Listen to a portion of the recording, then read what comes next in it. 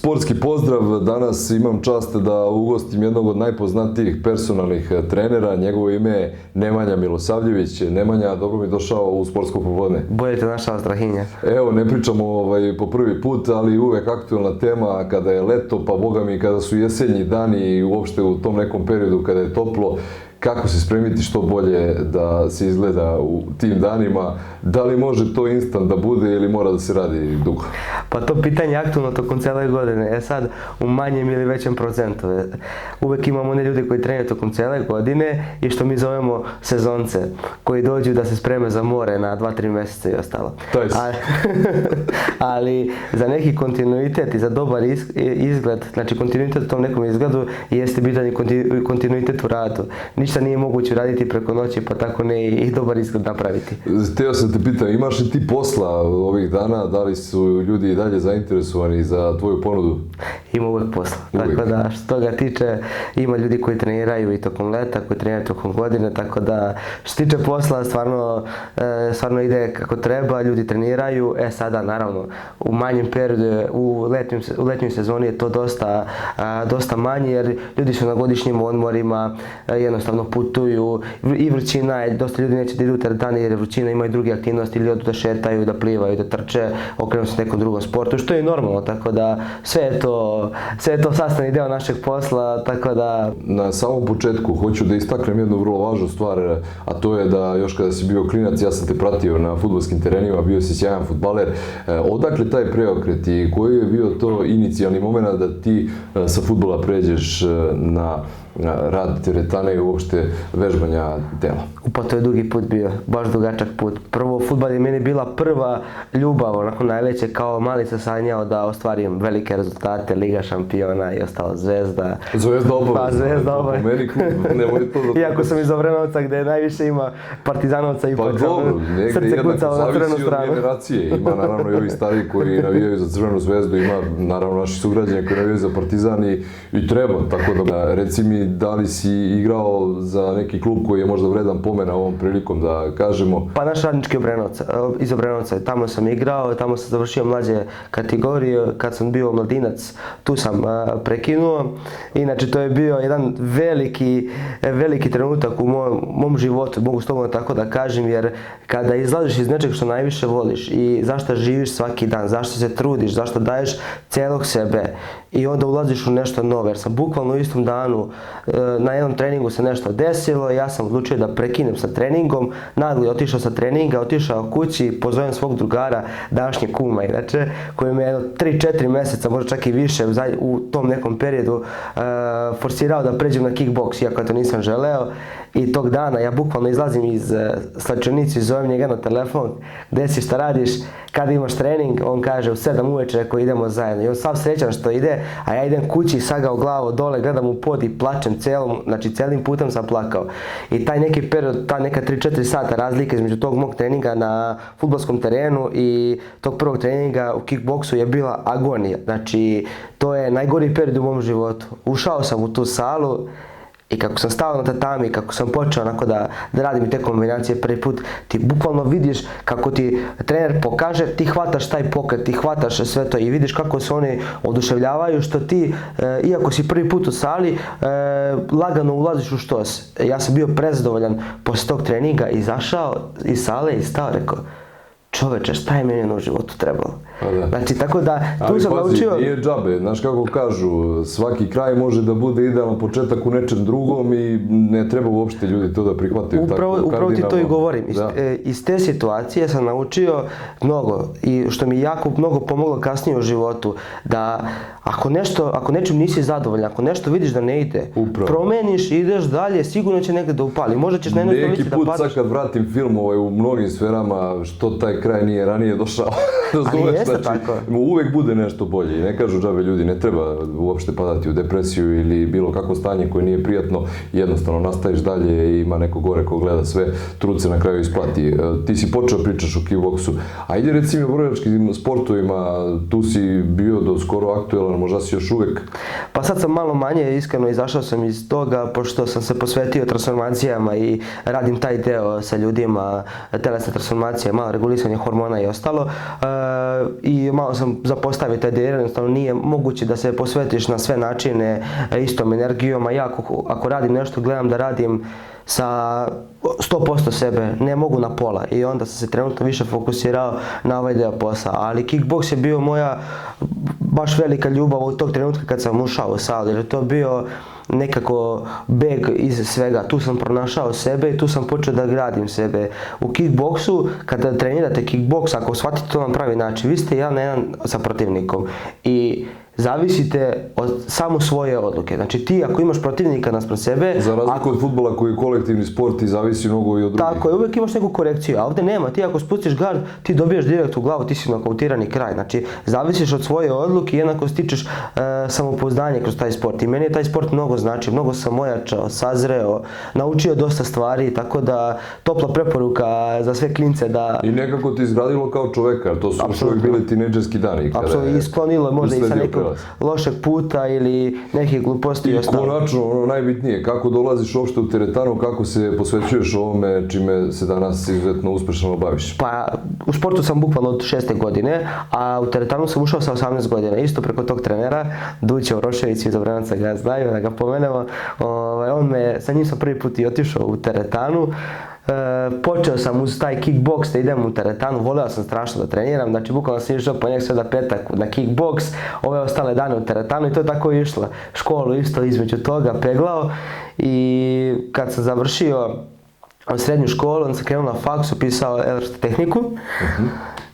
Studirao, završio, sanjao da budem inženjer, završio faks, počeo da radim i onda sam uz taj posao od prve plate uplatim sebi kurs za personalnog trenera i završavaju uporedo sa poslom taj kurs i počeo uz taj posao da radim kao personalni trener. Taj neki period je trajao otprilike 2 godine, jer sam umeđu vremenu htio u Dubai da idem i dobijem posao u Dubaju, ali nisam mogao da dobijem vizu, to je bila neka peripetija, ja sam to čekao nekih godinu i pol dana, do trenutka dok sam vidio da se to baš oteglo, i rekao sam ne mogu više, dao sam otkaz na poslu, a umeđu vremenu, to je sad baš dugi deo priče, promenio sam 2-3 firme, promenio sam 2-3 firme, jednostavno sam išao sve na bolje mesto, jednostavno napredovao sam i u toj sferi posla, ali jednostavno kad ti vidiš, završiš 8 sati rada i ti trčiš opet u teretanu. Ja odem u Beograd, radim, završim svoju smenu uveče u 5-6, dolazim u Obrenovac, od 8 do 10 uveče držim treninge i vidiš da te ispunjava taj drugi deo posla. I jednog trenutka sam došao kući i bukvalno rekao mojima, ja sam dao otkaz.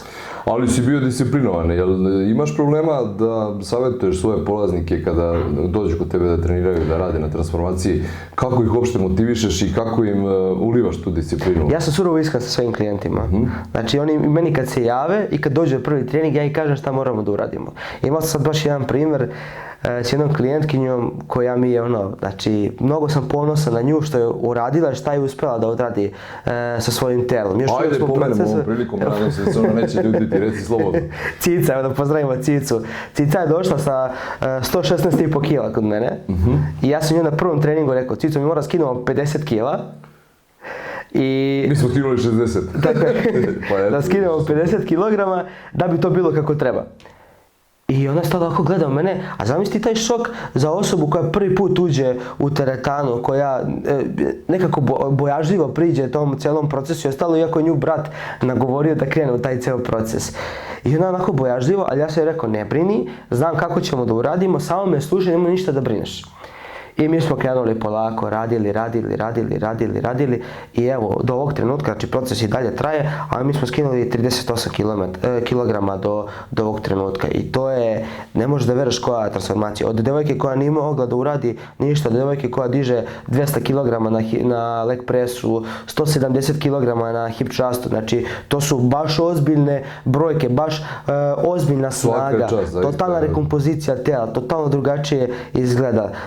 Bukvalno i ne propušta ni jedan trening, vodi računa o ishrani, vodi računa o kardio treningu, njoj se život skroz promijenio, tako da jako sam ponosan na nju. Ja kažem kad god uđem na Instagram i vidim veliki broj ljudi trenira kod tebe, taguješ i evo ovom prilikom da kažemo koja je Instagram stranica da ljudi zapravo... Nemanja.pt. Eto, kratko i jasno, ali zaista ih lepo motivišeš i vidi se da ima rezultata u tvom radu, tu su i fotografije pre i posle, a nisu nameštene, je li tako? Pa ništa ne namešteno, bukvalno gledamo da budu onako kako se ljudi slikaju, samo da postavimo jednu s drugu i to je to, bez ikakvog edita da to radimo. U suštini, najbitnije, šta ja govorim svojim klijentima, nije bitno ti da li ćeš da pogrešiš 1, 2 puta, 5 puta u toku, mjesec, 2 ili 3, ali bitno je da imamo kontinuitet i bitno je da znaš šta radimo. Ja svojim klijentima objasnim šta radimo, zašto radimo i tražim u njih samo da budu maksimalno iskreni. I ako grešiš, ako ti nešto teško, da vidimo zašto je grešiš, jer sve može da se ispegla. I šta je najvažnije? Najvažnije je da taj trening i taj zdrav način života postane tim ljudima sastavni deo njihove svakodnevnice. Da tebi to ne smeta, da to tebi ne predstavlja presiju, nego da ti imaš jednostavno da osjećaš potrebu da odeš na taj trening, a ne da osjećaš pritisak i stres sa tim odlaskom na trening. Kako to bolje da razumem? Znači da ti to postane bukvalno sastavni deo života. 3 puta nedeljno, 4 puta nedeljno, koliko god možeš da se posvetiš, ali da znaš da je to tvoja mera za tvoje telo. Da ti jednostavno posvetiš sebi to vreme, da se, ja s mojim klijentima govorim, na tom treningu kad dođete, isključite se, ugasiš telefon, to je tvojih sat vremena.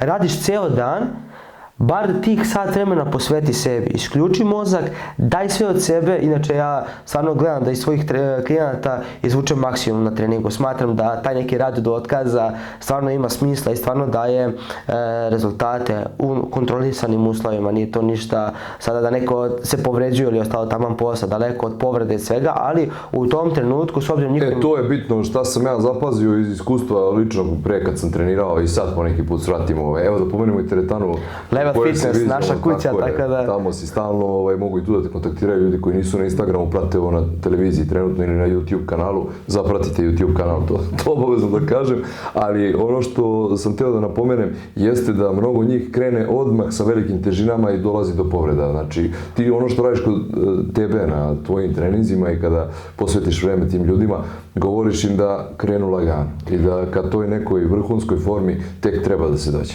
To se zove neki progressive overload, znači progresivno, postepeno povećavanje opterećenja. Neko će doći i vidjeti da moji klijenti rade sa ogromnim kilažama.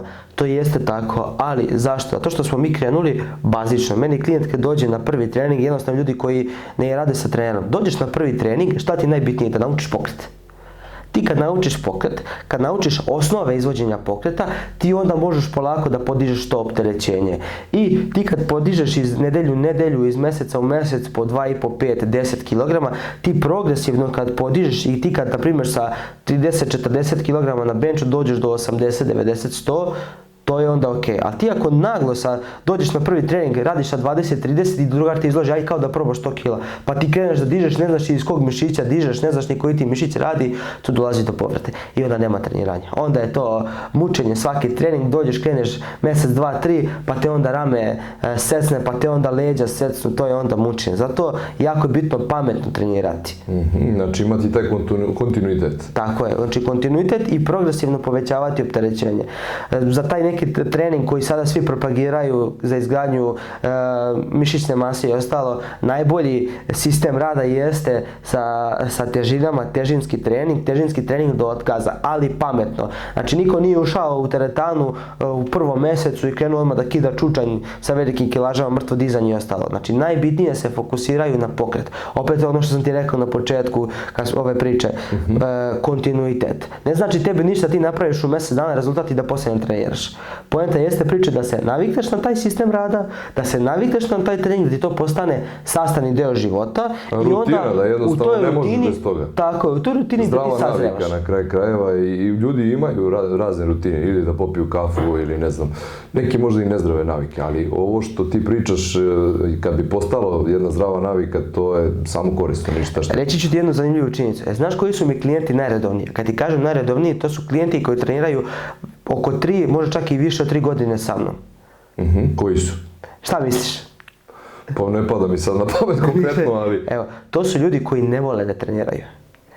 Ali zašto? To su ljudi koji ne vole trening, ne vole da treniraju, ali znaju da je to jako bitno za njihovo zdravlje i oni su odgovorni prema sebi. Oni, 90% njih ne forsira sebe, on neće doći da odradi trening na maks, da se iskide i ostalo, ali će doći da odradi svoj trening, odradit će sa 50, 60, 70% svojih mogućnosti i on ne očekuje da izgleda sad kao neki takmičar koji izlazi na binu. Taj klijent je skladno građen, zategnut, pre svega zdrav, jer vodi računa o sebi. To jeste suština. Mnogi danas u 21. veku posvećuje se izgledu, kako će da on se pojavi i tako dalje, a mnogo manje ljudi, i pogotovo u razgovoru, obraćaju pažnju da li to doprinosi boljoj krvnoj slici, da li to doprinosi boljem funkcionisanju celokupnog organizma, a to je suština. Jer treniranje i jeste da bi čovjek bio zdrav, pogotovo u nekim godinama kasnije. Ljudi svašta rade svojim organizmom. Ja gledam dosta mladih, pogotovo muškaraca, momaka koji hoće da dođu do nekog rezultata preko noći. I za kratko vreme. Uzimaju svašta, trpaju sebe svašta. Znači nije došao na 2-3 mjeseca u teretanu, nije se posvetio tom procesu, on je već čuo nekog drugara šta treba da uzme, čime da boostuje svoj napredak i ostalo. Imali smo skoro smrtan slučaj jednog bodybuildera koji je u 30. godini izgubio život od srčanog udara. Znači, to mora da se vodi računa, ne po svaku cijenu. Koja poenta izgleda... Te stvari su strašne i tolika nepromišljenost. Meni je interesantno, kada sam gledao, reći ću za Mišu Bačulova, interesantna priča, kaže, pitaju ga šta da uzme, kaže, ja mu kažem da uzme, da ti dam jednu dobru šamarčinu.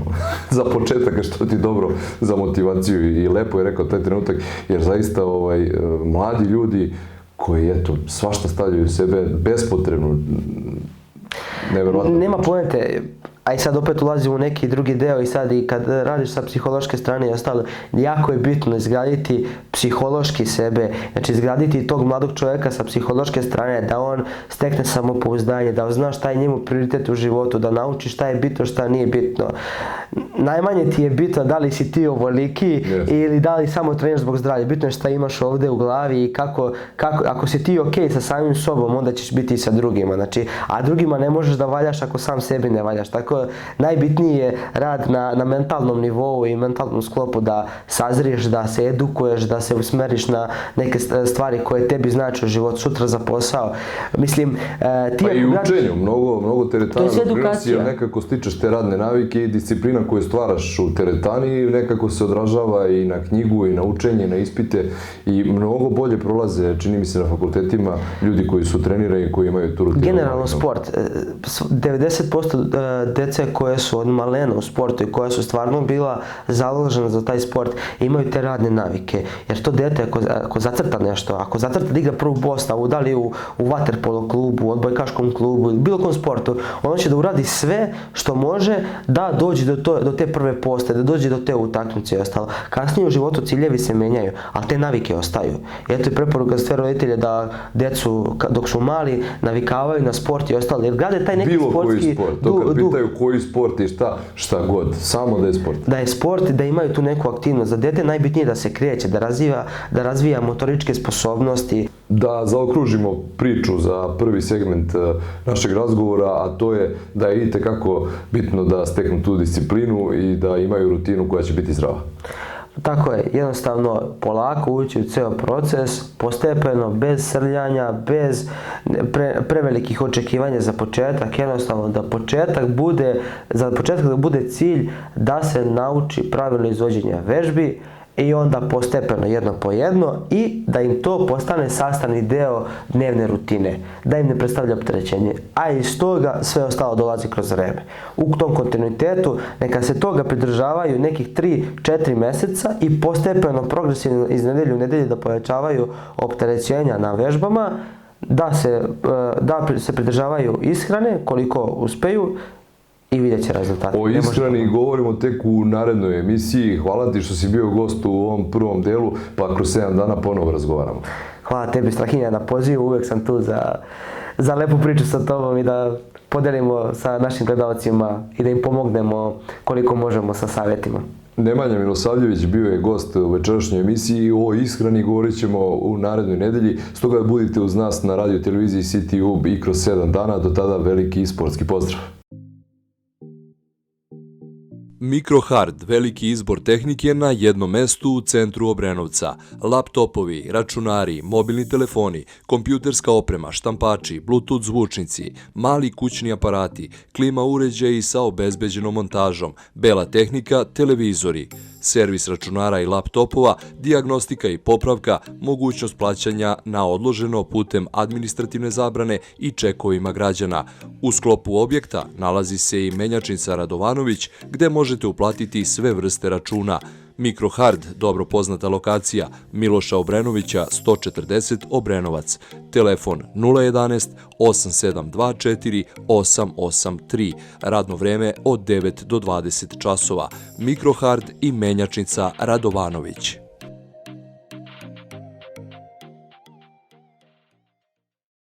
Samostalna trgovinska radnja Ratar nalazi se na Valjevskom putu u ulici Braće Joksića, broj 175. Zvanični je distributer Bankom proizvoda. Ova bogato snabdevena poljoprivredna apoteka u ponudi ima ceo poljoprivredni program po najpristupačnijim cenama. Upis tovnih pilića i koka nosilja. U ponudi su koncentrati, semena, zaštita bilja i đubriva. Besplatna dostava na vašu kućnu adresu. Telefoni 011 8765 545 i 064 5151 834. Samostalna trgovinska radnja Ratar. Prijatelj emisije Autoškola Bane, prva privatna autoškola u gradu i među prvima u Srbiji, osnovana 1991. godine i verifikovana za obuku i polaganje vozačkih ispita A1, A2, A, B, C, CE i D kategorije. Pri izboru autoškole ne treba birati zbog cene, nego zbog preporuke, stručnosti i pedagoškog odnosa prema kandidatima. Autoškola Bane nalazi se u ulici Vojvode Mišića, broj 241, broj telefona 065 8724 995 i fiksni telefon 011 8724 995. Autoškola Bane.